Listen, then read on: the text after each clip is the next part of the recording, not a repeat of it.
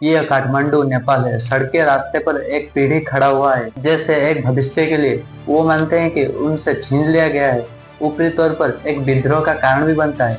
Social media पर सरकारी प्रतिबंध था, लेकिन जैसे जैसे धुआं छोटा, ये स्पष्ट होता गया कि ये किसी आपका मामला नहीं था। ये दोस्त, किसी टूटी बातें, गहरी रिश्ता, गुस्सा का मामला नहीं था। इसी का शुरुआत साधारण लेकिन विनाशकारी सरकार के आदेश से हुआ।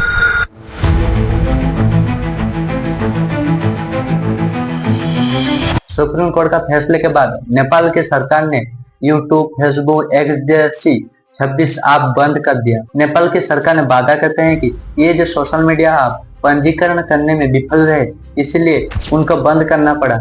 लेकिन इसका मुख्य कारण क्या था? घृणास्पद भाषण, फर्जी खबर और बहुत ही नकली बात बोलते थे नेपाल की सरकार। लेकिन लाखों भय के लिए और उनके मौलिक अधिकार पर सीधे हमला था। ये सहमत आवाज को दबाने का एक स्पष्ट प्रयास था, लेकिन इसका असर नेपाल के यंग लड़कों पर नहीं पड़ा। 2000 से ज्यादा युवा नेपाली विदेश जाते हैं काम की तलाश में, क्योंकि अपने देश में काम नहीं था।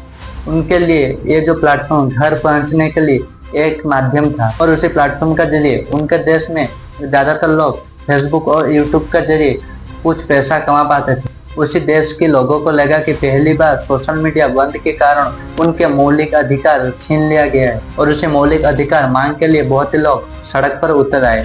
लेकिन ये जो गुस्सा एक पल से पैदा नहीं हुआ था, ये दशकों से विफलता परिणाम का वादा था, जो कि 2008 से राजशाही ख्याति के देखने को मिला था। नेपाल में अलग अलग प्रधानमंत्री देखने को मिला था, जिसमें कि अस्थिरता आलोपकारी एक संस्था हत्याने में निरंतर चक्र बनाया था। उसे शून्य में भ्रष्टाचार पनपा आग्रही संस्थागत हो गया। ये लोग किसी छोटी मोटी रिश्वत का बात नहीं कर रहे हैं। ये लोग पोखरा हवाई अड्डे पर 7 दशक मुल्कों का $1 करोड़ जैसी चोरी चित्र घोटाले का बात कर रहे हैं। मात्र $1400 प्रति व्यक्ति वार्षिक आय वाले देश में भ्रष्टाचार जनता के विश्वास पर कैंसर बन गया। ये राजनीतिक षड्यंत्र आर्थिक पटभूमि पर पनपा हो गई है। यहाँ पर बेरोजगारी 20% देखने को मिला है, और सरकारी कर्मचारी की कमी के कारण हजार हजार लोग अपनी पेट पालने के लिए देश छोड़ने के लिए तैयार है। और अपने देश में जो लोग रहते हैं उनको अलग अलग देश से काम करके थोड़ा थोड़ा पैसा भेजते हैं, और जो उनके देश में उनके परिवार है अलग देश से काम करके उन्हीं देश में पैसा भेजते हैं, क्योंकि उनका परिवार चल सके। और ज्यादातर बच्चे रूसिया और यूक्रेन के वार पर देखने को मिला है। फरवरी 2024 में देखने को मिला है कि 15,000 से ज्यादा नेपाली बच्चे रूसिया मिलिट्री में ज्वाइन कर रहे हैं। वहाँ पर कुछ हफ्ते ट्रेनिंग देने के बाद उसी लोगों को वार पर भेज देते हैं। ये लोग जानते हैं रूसिया पर खतरा होने के वजह से भी वो लोग वहाँ पर जाते हैं, क्योंकि कुछ पैसा कमा सके। क्योंकि नेपाल देश में जॉब मिलता नहीं, जॉब के नाम पर विश्वासघात और नेपो किड्स का बच्चे कैसे सोशल मीडिया पर देखने को मिलता है, वो आपको हम दिखाएंगे। उसी राजनीतिक अभियान के बच्चे का विरासतपूर्ण जीवन का पर्दाफाश किया है उसी नेता के बेटे और बेटी, तो जिसने ऐसी व्यवस्था पर शासन किया था जिसने एक पीढ़ी को चले जाने के अलावा और कोई विकल्प नहीं छोड़ा। सोशल मीडिया प्रतिबंध के कारण सार्वजनिक जिंदगी दबाने का एकमात्र कोशिश था, लेकिन तब तक बहुत ही देरी हो चुकी थी। लोग बहुत ही भड़के हुए थे।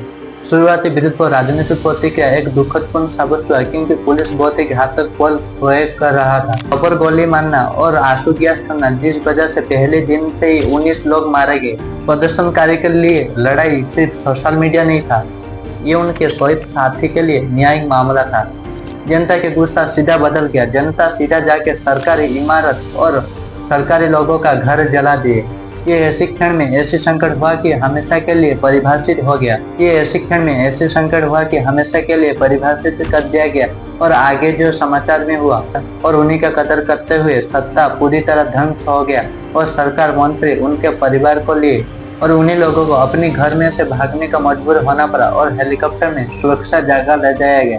बचाव के लिए इंतजार कर रहे हैं लोजपत पूर्व प्रधानमंत्री उन्हीं शासक लोगों का लिए प्रतिक्रिया बन गया। प्रधानमंत्री अली स्पेन एक राजनीतिक शून्य पैदा कर गए। आंदोलन ने पुरातन राजनीतिकों को पूरी तरह खारिज कर दिया। अब नई राजनीतिक पैदा होंगे, मांग कर रहा है जिन्होंने अपनी क्षमता को साबित किया है। कुलमोन जी जैसी सम्मानित टेक्नोक्रेट का समझ ऐसी सरकार की जैसे एक गहरी समझ दिया था, जो केवल बाधा नहीं परिणाम भी विरुद्ध प्रदर्शन किया। नेपाल के पुणे मोड़ को लाया खड़ा कर दिया है। देश की ऐसी अस्थिरता जो भारत, चीन, विदेशी के शक्ति पीढ़ी प्रभावित पर स्वाधीनता बना सके। जिन्हें को ऐसी क्षेत्र में महत्वपूर्ण हित है, लेकिन वास्तविक क्षेत्र में इसी लोग एक दुर्बलता साबित करते हैं। प्रस्तुतकर्ता नेपाल के लोग बता रहे हैं कि हम यहाँ निश्चित करने के लिए आए हैं कि न्याय और शासन की सत्ता बेदखल किया जा रहा है।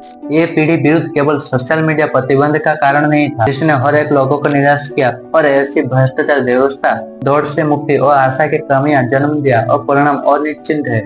लेकिन एक बात स्पष्ट है कि नेपाल और भूपान अपनी आवाज पा चुकी है और ये जो बदला का इंतजार और नहीं करना चाहिए। ये उन्हीं लोग मांग कर रहे हैं और उन्हीं लोग राजनीतिक व्यवस्था दुष्यवती को परिणाम को पूरा बदल के रख दिया है।